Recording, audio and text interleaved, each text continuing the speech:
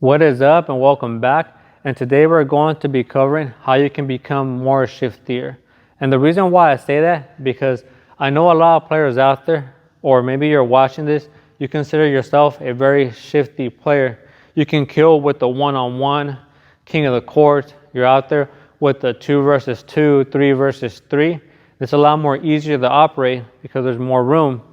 Or even if you go out to your local gym or park playing pickup ball, it's not too difficult for you to, dribble and drive, cross people up, right? Because the defense is not that intense. They don't have an actual defense that is set up or something that they have practiced to play against you, right? So it's a lot more easier to get past players. And even the competition, it might not be up to par. You might be the best player out there, right? So you feel you can do a lot of different things.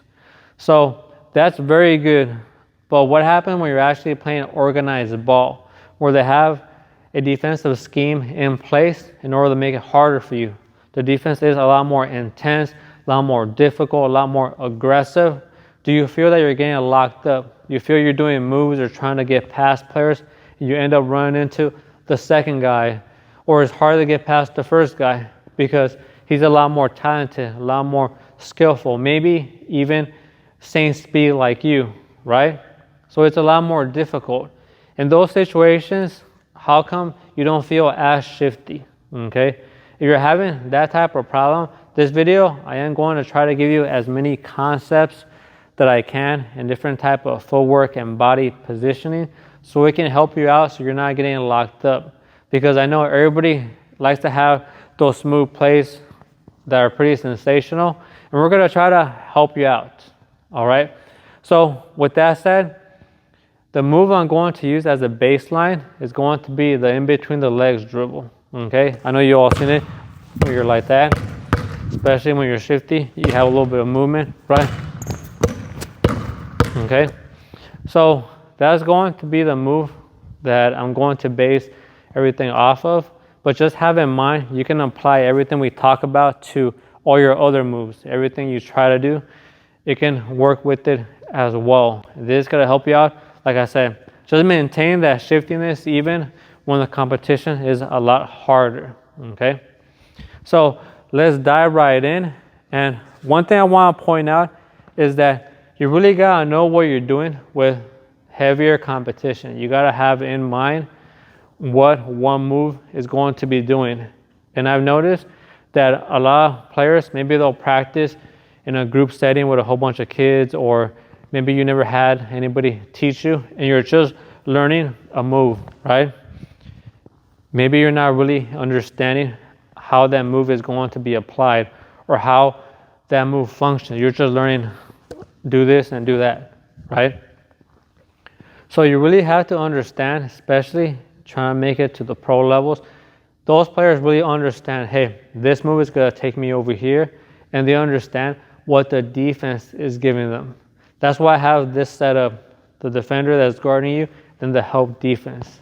Okay, it's organized basketball. It's not going to be just getting past one guy. You have to have in mind what's going on the whole floor. Okay, so 2 things basically: knowing what you're trying to do, and then being able to read what the defense is giving you, okay? And with the in-between the legs dribble, I love it a whole lot. Quick move, if you know how to do it. You just throw a little bit of head movement or a little juke that you're going to the left, right? So the defender slides a little bit over, and then in between the legs, going the opposite, okay? If you're fast, right? Then you're gone this way, okay? That move is very good because you're sliding that defender over, and then you're going as fast as you can in this direction. And you're also stepping forward, you're moving forward. So that's an advantage because once you lose them, then you're gone if you're a lot faster than this player, okay? That's, again, where I want players to understand. You're getting locked up, you're not really considering how fast that player is or how tall, because you might get past them, right? He's kind of parallel with you, but if he's a lot taller, it's going to meet you at the rim. Okay, you're going to get blocked. You're going to miss your shot, your jumper, right? If you're right here trying to pull up, it's gonna be very hard to get off, okay?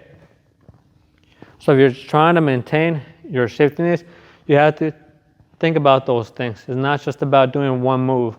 It's I'm gonna beat this guy, right? And then I gotta understand if I can get to that spot before he can. He's my same size, I'm stronger, or I'm taller, you have an advantage. If he's a lot more faster, stronger, and taller, you have to reassess what you're trying to do. Think of a different method, okay?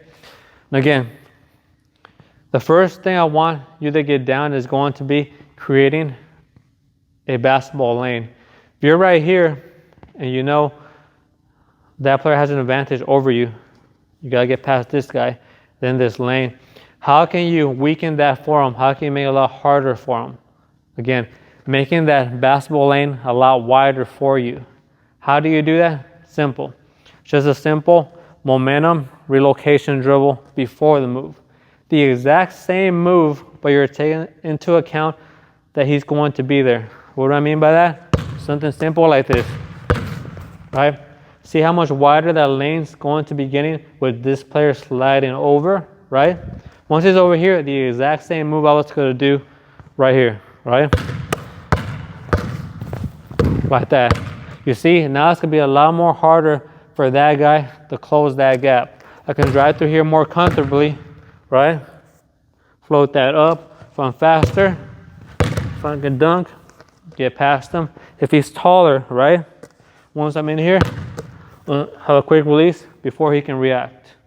If he does happen to slide over before I can finish, right? I can pass that off because he's over committing.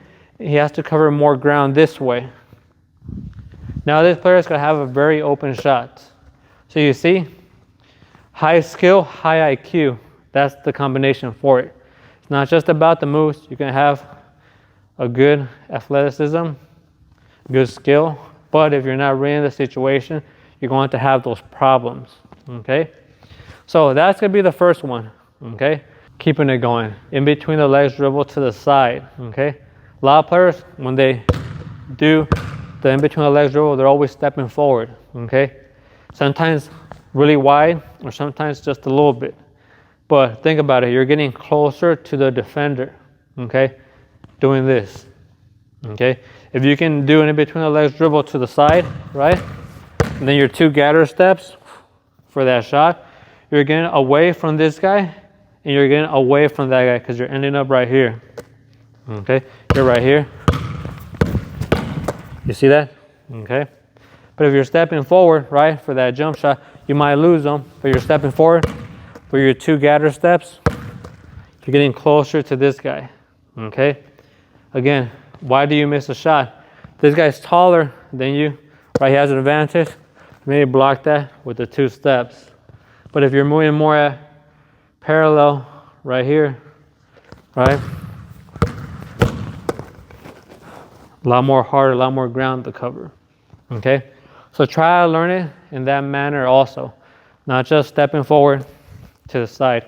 You can practice this way. If you don't have a in between the legs dribble, just practice like this when you start off, okay? Once you get better, you can go forwards and backwards, right?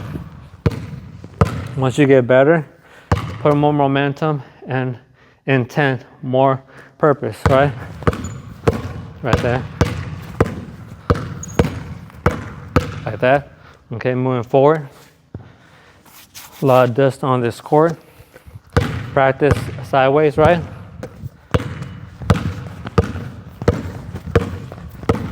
See that?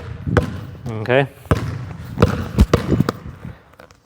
See how that works? So it's just getting all these movements into muscle memory. It's not hard, it's just practice and making the time for it, right? Try to get it down when you're getting it down smoothly and fast.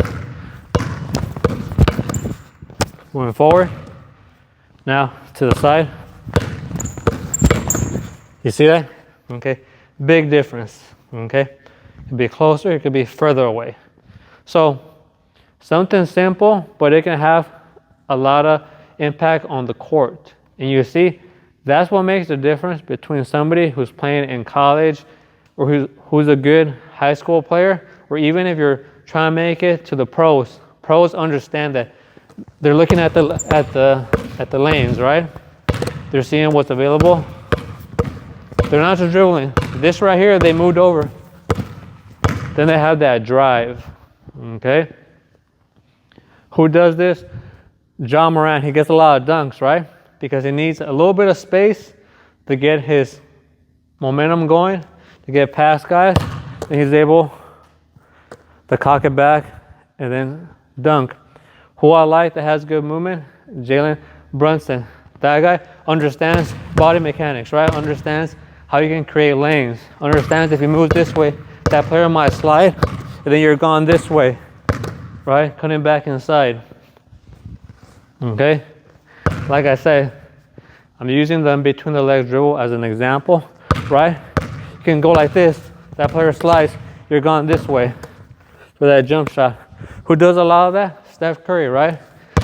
All about body positioning, seeing what the defense is giving you, right?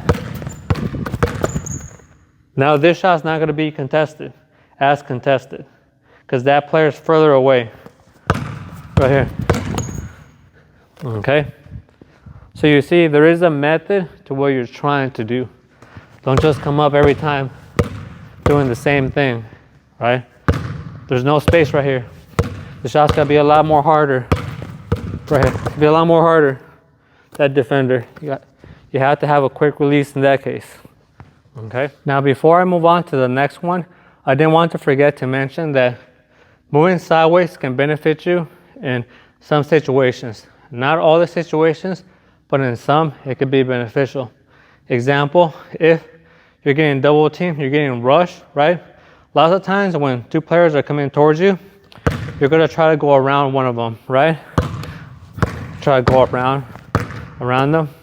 But in some situations, right, where you don't expect a double team and one guy's trying to move instead of behind you, and this guy's trying to move instead in front of you, right? Having this down, you can split the defense like that. A lot of times, players, what they do, they'll back up, then they'll throw it like that. Cut in between them, right? They're converging, right? They'll go like they're backing up, then they'll throw it like that with that side movement. But in this case, we're talking about them between the legs dribble. So you never know when you're gonna need something. When you have it down very, very well, muscle memory, it's just gonna be more like an instinct. When you're getting closed off, right? And you're gone like that. You see that? Okay? So don't think, hey, I don't need that movement to the side, right? I like what I have, because you're going to limit yourself. Try to think about all the little things you can add to your game. It's just gonna make you a lot better, okay? So, moving on. Now, I'm going to cover an in between the legs move that not a lot of players use, okay? A lot of players, when they are doing this type of movement, right, they're always stepping forward, as you can see, stepping forward, okay? Or they step to the side, okay? Step to the side, right? But a lot of players do not keep this foot stationary, okay? And there is an advantage to keeping this foot stationary. Again, you're trying to give the defense a different type of look, right? If you're coming up, right, you're right here, right? And instead of stepping forward, right, that's a cue. You're going over here. See, that's a cue. You can kind of read that if you're doing it too much, too often, right? You can make it look a little different like this. You're right here, you see that? You're right here, like that. And if you're able to get that down, right, just a matter of practicing the footwork. You're not gonna be lifting no more. Have this one planted, this foot, the one away from the direction I'm trying to go. This could be the one that kind of opens up, right, like that. And if you add a little bit more speed and also body movement and lean a little bit forward, it can look like you're trying to drive, right? Right here, you see that? Like that, right here. like that. Then you cut back, okay? That can cause that defender to slide over. Once he slides over, then you're gone this way, okay? Let me wipe a little right here, right here. You see that? And you're gone. One more time. And you're gone, okay? Like I said, try to apply it to other moves. See what kind of possibilities you have. Really gotta come down to your creativity, how shifty you wanna be. But as you can tell, you're starting to have more possibilities right here, right? Different types of counters, a different type of look to give the defense. Or if they're looking at you, it might look like you're doing this, right? But they're not noticing that that foot is not lifting. Instead of staying stationary, and what's moving is the other half of your body. The ball's going through and it looks like this. The ball's going through and it looks like you're going. Instead, you're bringing it back. You see that? Or I showed you the around the back, like that. Really looks like you're going, and then you're going this way, okay? So it's a different type of feel. It is going to feel different type of look for the defense. They're gonna see that you're trying to attack, but you're going the opposite way, okay? And it's all about being unpredictable, okay? You want to stay shifty, have different things in your tool bag, right? Different kind of move counters. And again, it's the small details that are going to make a big difference, the small details. Now I'm going to show you a different type of way of doing the between the legs dribble, where again, it's a little bit more sneaky, a little bit more tricky. And again, we're trying to get rid of cues to maintain that deceiving factor. We talked about how lifting the foot, but also how wide you do your in between the legs dribble. Because if every time you're doing it like this, right, you're staying this wide to drive forward or to move to the side, right? Especially if your foot is moving up pretty high, right? You're going like this, right? You're giving a cue. Giving a cue what you're trying to do, okay? So if you can get rid of that from time to time, not always, because I do love a wide, you're just, and you're gone. I do love how that feels, how much power you get. We're able to push off, just explode towards the rim. I do like how that feels.